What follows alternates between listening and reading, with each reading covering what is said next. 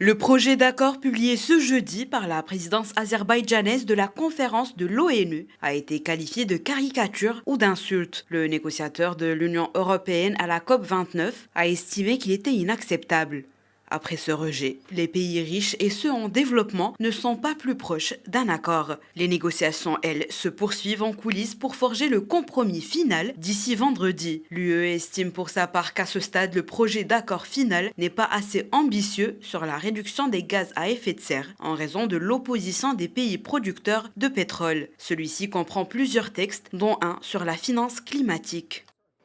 Nous avons besoin d'un texte équilibré. Le monde a besoin d'espoir et de confiance et de se persuader que nous pouvons arrêter le changement climatique qui nous menace tous. Ce qui est présenté aujourd'hui, en particulier sur la taxe de financement, n'est pas équilibré. Il ne reflète pas l'impératif, la demande réelle d'action.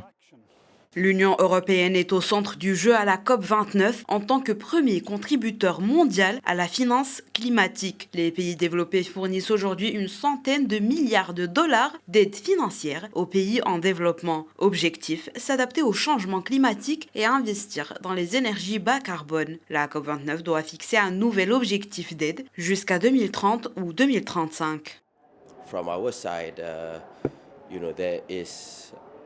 De notre côté, nous attendons un engagement plus fort en termes de financement, en termes du nouvel objectif collectif quantifié, en termes d'assistance directe aux pays en développement pour les aider à faire face au changement climatique.